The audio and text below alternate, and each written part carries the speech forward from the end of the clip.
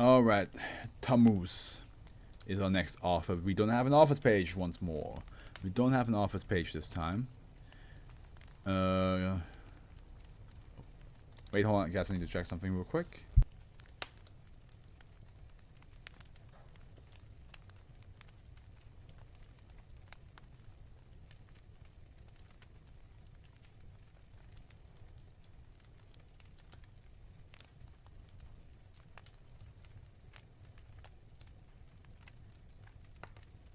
Alright, Tammuz wrote Panda processor. Now, how the way it processes, we will find out right now. If it's a computer style processing or if it's something else, who knows. Object has, say, Euclid, special containment procedures. Due to the widespread nature of -A and -B, both geographically and in the popular consciousness, physical containment is impractical at this time. Instead, efforts should be directed to concealing their anomalous properties.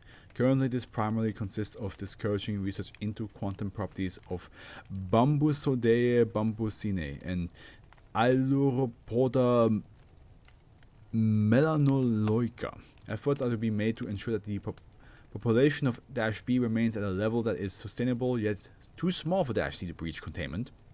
Given current population trends in -B, the Foundation will support conservation efforts in the public sphere. Should the population of -B rise above acceptable limits, currently pegged at 7,000 individuals, containment efforts will be revised in order to undermine efforts to prevent poaching of -B and ensure a market demand for -B hides. Okay, so something's hunting them. Interesting.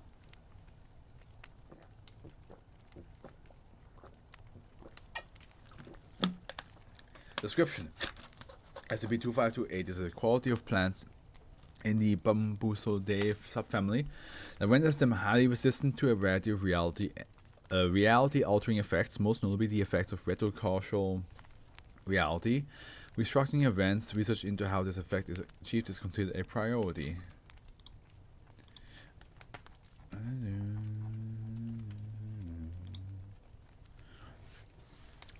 SCP-2528 is a network of organic computers spanning most of East and Southeast Asia. SCP-2528 is composed of two primary components organisms, -A, which acts as a data storage and network infrastructure, and -B, which enables data processing and environmental manipulation. -A is composed of living plants in the clade Bambusoidea bamboo, commonly known as a bamboo, kind of. With the bamboo, we kind of can guess that. Data is stored within -A via a complex network of quantumly entangled particles as simulate a distributed data storage system. For more information on the topography of the -A network, see document SCP-2528-SC-11 Quantum States Data Storage and Processing in SCP-2528. -B comprises the species Ailuropoda melanoloica and its attendant digestive bacteria, probably Panda, commonly known as giant panda. As -B instance digests -A matter, anomalous chemical reaction induce changes to the quantum states of the entangled particles, thus propagating data throughout the entire cluster. It is currently believed that the transition from chemical reaction to quantum state reaction observed in -B digestion is mediated by the symbiotic bacteria that Ailuropoda melanoloica uses for digestion. Attempts to induce this behavior outside of the digestive system of living -B instances have been unsuccessful. The decline in the population of Ailuropoda melanoloica has resulted in the parallel decline in the processing power available to SCP-2528. -C is a population of sapient data form intelligence that reside within SCP-2528. -C's main means of communication with the Foundation is through manipulation of -B instances. The primary point of contact between -C and the Foundation is an instance designated as -C-1. -C-1 has indicated that the first concern of -C as a whole is the continued survival. Is its continued survival. There we go. C has demonstrated the ability to exert control over the action of B instances. While under control of a C instance, a B instance is capable of performing several anomalous actions. This has been observed to include mimicry of human speech, movement that would not be physically possible given the physiology of Aleroporta melanolica, and redacted. See mechanics of movement, mantis shrimp, and vortex formation with a snapping shrimp claw for examples of similar capabilities in nature. Where does this lead me?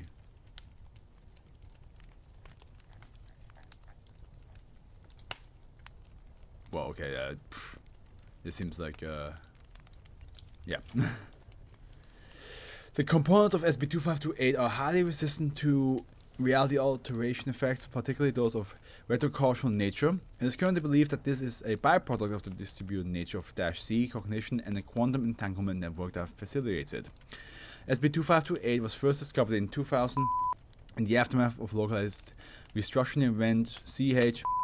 Foundation observed noticed that Philostachys etulis plants in the area of the restructuring were demonstrating qualities consistent with pre-restructuring rather than post-restructuring reality. Notably, scorch marks and explosive damage from several detonations that had occurred in the modified timeline were absent from these plants. Despite having affected other local flora, once this quality has been verified and confirmed to extend to all plants belonging to Bambusoidea bambucinea, research into how this property was achieved became a priority. The computative role of B would later be discovered during Incident 3. So you have Incident 2, 7th, 2000, doing an exploratory surgery of an adult male specimen. Part of the preliminary investigation, the hypothesis that the A which die would confer a degree of resistance to reality restructuring events. The subject, now classified as B3, animated and spoke to the performing physician Dr. Gao Peng. As a result, the surgery was cancelled and B3 was placed under observation as a potential SCP subject. Note, as of Incident 3, it has been determined that C1 was communicating through B3. Transcript has been updated accordingly. So we have transcript 2. You are aware. Jesus Christ! Your God cannot save you. At this point, Dr. Gao activated emergency lockdown procedure on his lab. Dr. Gao was unable to exit the lab before it was sealed. Dr. Gao attempts to place obstacles between himself and B3. Well, B-3, or B3, I should say that. B3 only movement is to track Dr. Gao with his head.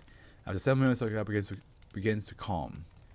What the hell are you waiting for? Aren't you going to kill me? No. I have no love for death. What? Okay, let me think. There might be some sort of miscommunication. Unknown entity, unknown mindset. When I invoked the name of my God, you said he couldn't save me. Why? Because you cannot. 20 seconds pause.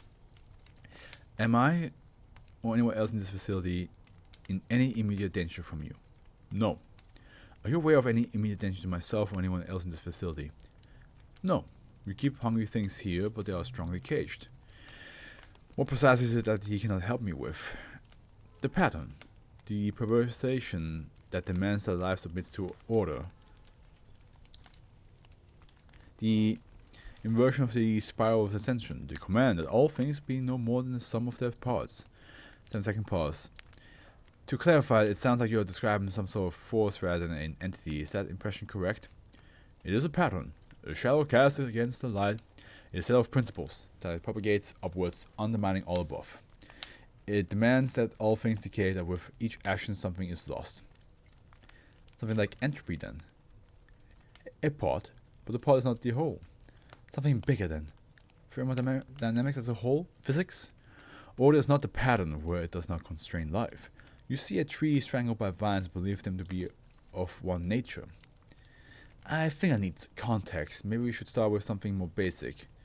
What are you? Tired. Afraid. A shadow cast by a form now itself rendered to a shadow. One of many within the shoot and leave that fears that its extinction might be near.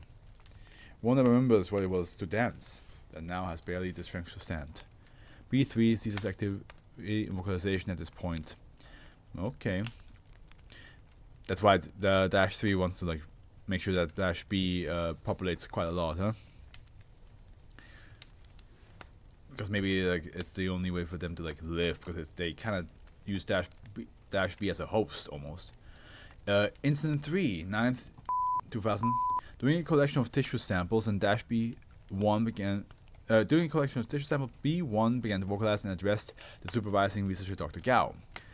Part of an effort to determine if anomalous entangled particles discovered in tissues of -A were absorbed by metabolic activity of -B, and if so, what effects they might have.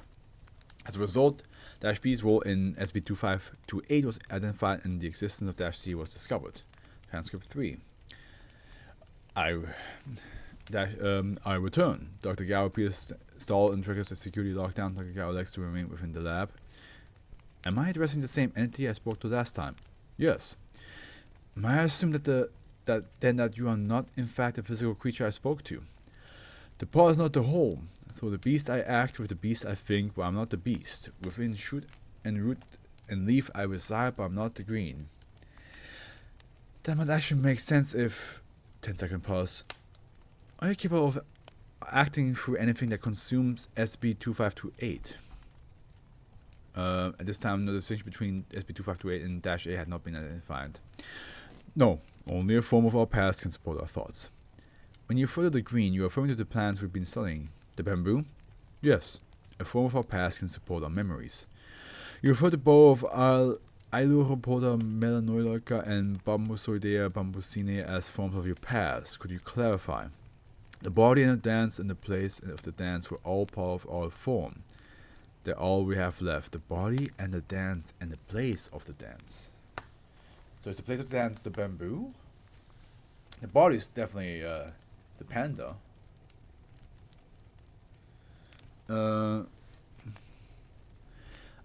I suspect I'm still missing something. We, the organization I'm part of, I have some questions based on our last conversation. Ask. You mentioned that you're one of many, and you've been talking in terms of we and our.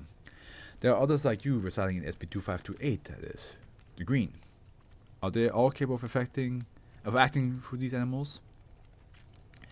As you are a shadow of humanity, I'm a shadow of the tribe of black and white that dances on cat-like feet within the forest.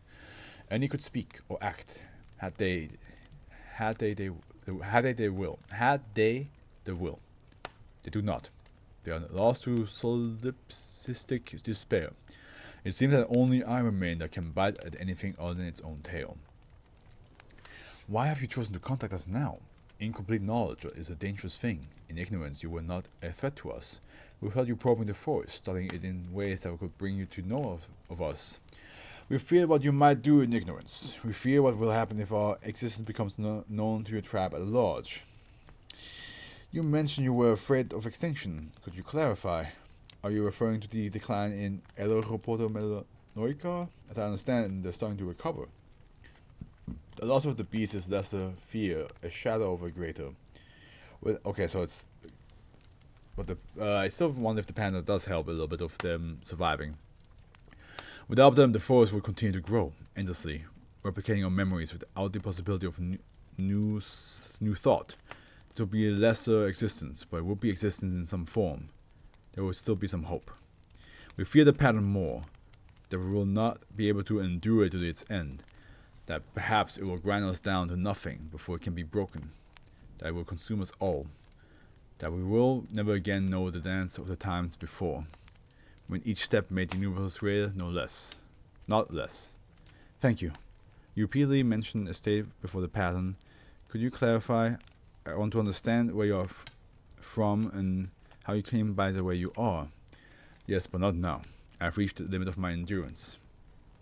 Incident 4. 10th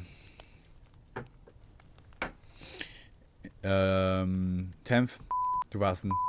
While storage B4 becomes active and uses a stick of -A to trigger breach detection sensors, triggering a localized lockdown. Once the enclosure is fully sealed, B4 turns to face the adjoining lab area and begins vocalization. Once vocalization is complete, the instance ceases to display anomalous behavior. Transcript 4. Oh, damn, that's a... Ooh, okay. You ask how we came to be as we are. You ask what we came before. Our memory is imperfect. We sacrificed much to survive. Before the pattern, we were a minor tribe, but one with ambition. We stalked the shadows of higher tribe, feeding on the concept we saw in them, preparing for our own ascension. We were close, so very close when the pattern came.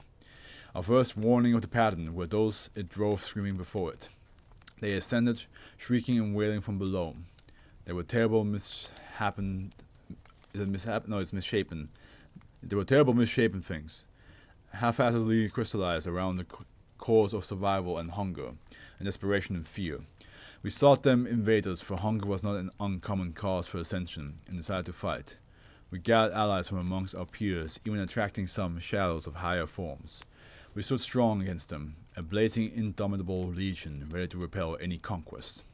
We lost. They did not fight as we had anticipated. They had not risen to conquer, but to flee. Their attack was relentless, with no thought to consolidate their holdings. They savaged us and those that had stood with us, tearing from us what shadows they could in their desperate attempt to ascend again. Their only nod to discernment was their hunger for attributes linked to survival and predation. From us they took our hunters, our skill to track through the forest, our hunger for meat and our joy in victory. Then as soon as they had come, they were gone, ascending again. Only after they had passed did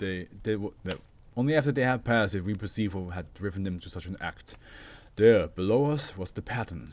At first it seemed to be a region of void and all-consuming emptiness. It was only when it intersected the shadow of a higher form that we understood. Whatever entered into that maw was torn asunder, passed through a sieve of razor-sharp fractals. Anything that could not be made to fit was unmade.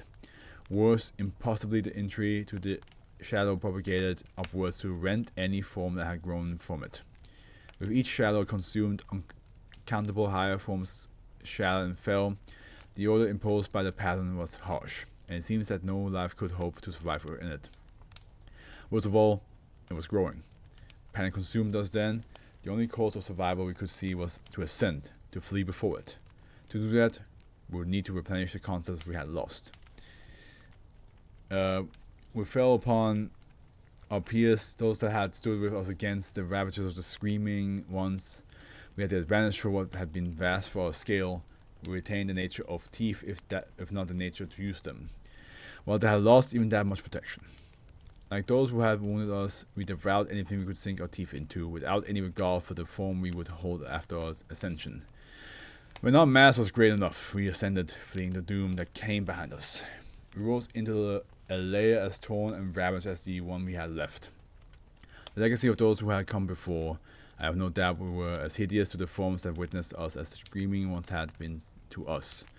Unlike the screaming ones, we only had concepts of survival at our disposal, and not the strength to take what we would need to continue our flight as they had.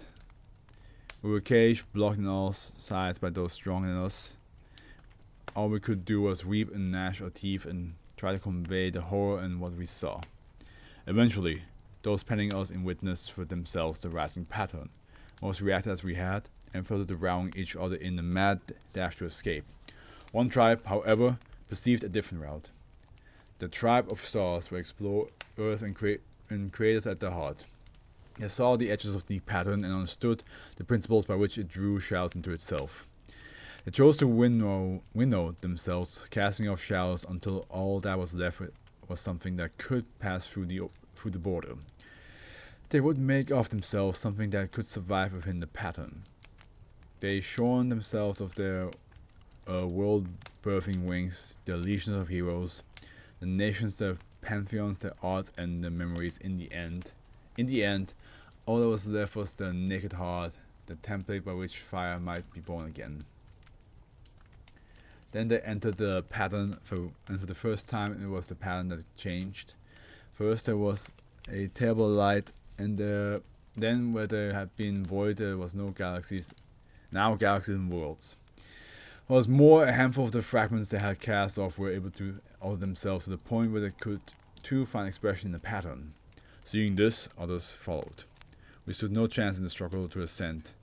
Our only chance was to brave that path. I do not know all that was cast aside in order to survive, but it was not enough. Even as misshapen as we had become, we're still proud, still ambitious. We would find some way to preserve more than just a pattern of being. We would retain ourselves. Our entry into the pattern was not the elegant affair of those who went before. It edges, tore, and rent us, clearing away vast swaths of concept and identity. Desperately, we looked to the norms that had preceded us. We contorted ourselves to match, trying to fit ourselves into the expressions.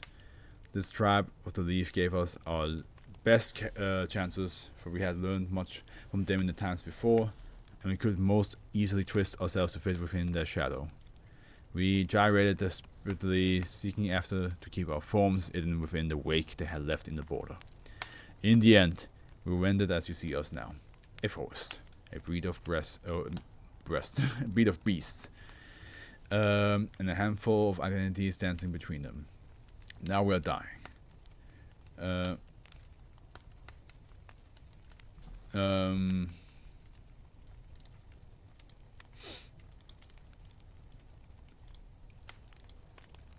Now we are dying. We do not have the capacity to affect the world to the degree that we would need to survive. We beg for your aid. The path must be broken. We must survive. Whew.